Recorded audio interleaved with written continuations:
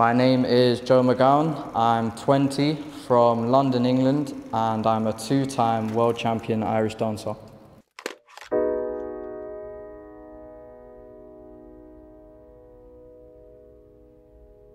So the sport is like a drug, you know, no matter how many setbacks you get from injury or a bad result, you always find yourself coming back again and again because it's what you love to do.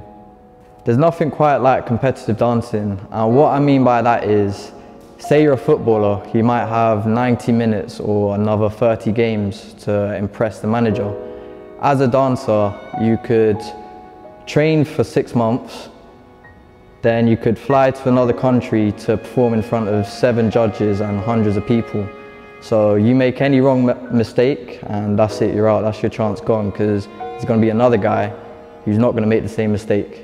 So the pressure, it's really intense.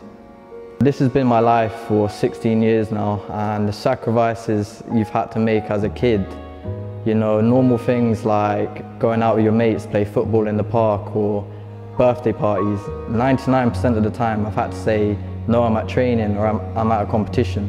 And that's just so one day in the future you can make it big.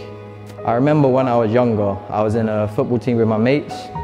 So I just got through in FA trials, but at the same time I had also just won my first Great Britain title in Irish dancing. So I knew even at that age I had a massive decision to make. Do I go with football? Do I go with Irish dancing? And I wanted to be different, so Irish dancing it was. Representing London is a very special thing to me. You know, to be able to bring home a world title to your hometown, not many people can say they've done that. So it's a very special thing to me. So I'll tell you a little bit about my story. So everyone knows my cousin. He's a professional MMA fighter. So he'd be going to be world champion in MMA and I'd be trying to be a world champion in Irish dancing. And you know, you don't often get that in a family where cousins are going to be world champions in polar opposite sports. So that's a special thing. And our Nana, so she passed away when we were younger, but she'd always tell us one day we were both going to make it. Just a few months before the first world title, we actually flew over to Ireland. It's a big competition. There's guys from Australia, Canada, America, just everywhere. And I was actually 4th on the day. And 4th, you know, it's not a bad result, but when you're going for that top spot, I just felt like I let my coaches down, my mum, my dad, just everyone. So flew back to London and I just told my mum, I just don't want to do it anymore. After 10 years, I just didn't want that disappointment feeling again. And I'll never forget it. My mum just turned around and said to me, if you want it bad enough, you're willing to work hard enough, you will bring home that world title. So that was it then. For the next 6 months, it was just up at 6 AM every morning, skipping. I'd go to school, do all of that stuff, and then go to training from there. And you know, my friends, they'd say I'm mad, but anyway, we flew to Montreal, Canada, and my life, it just changed forever, and I was finally world champion. And you know, to see my mum crying, like my dad crying, my coaches, everyone just in tears, that's something I'll hold with me forever.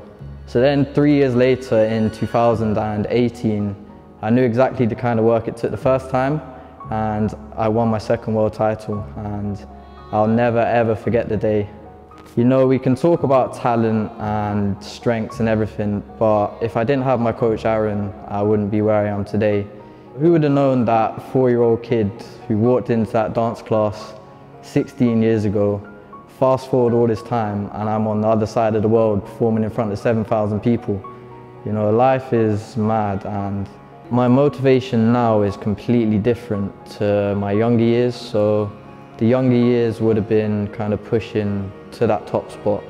But when you're at that top spot, then it's just, how can I make myself a better champion?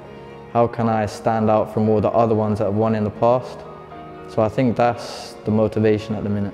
It is a massive pressure. As I said, there's guys from Canada, America, Australia, and everyone's going for that top spot, that same big prize.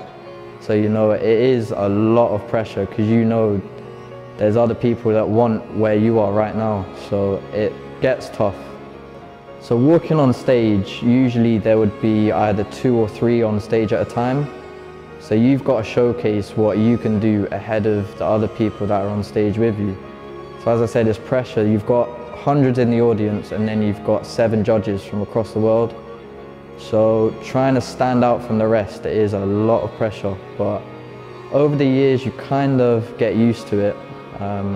Younger years, you know, stepping on stage, there's hundreds of people and there's lights everywhere. It's a lot of pressure, but you get used to it after a while. Pretty much, you make a big slip up on the dance day and you may as well just pack your bags because that's it, done. There's going to be another guy who won't make the same mistakes that you've just made. I mean, there could be maybe 1 or 2 kind of a straight foot or something like that you might get away with, but any big mistake like a slip or anything, then that's pretty much it. 6 months of hard work and it's just down the drain. So dancing is very tough on your legs. Obviously you're doing routines over and over again, you're skipping, you're stretching, so it doesn't last forever. Usually it would be maybe till your late 20s if you go in show. Competition-wise, maybe mid-20s, and then, as I said, you go into shows, it can be early 30s, late 20s. The thing is, I feel like I'm just getting started, so there's still a long way to go on this journey.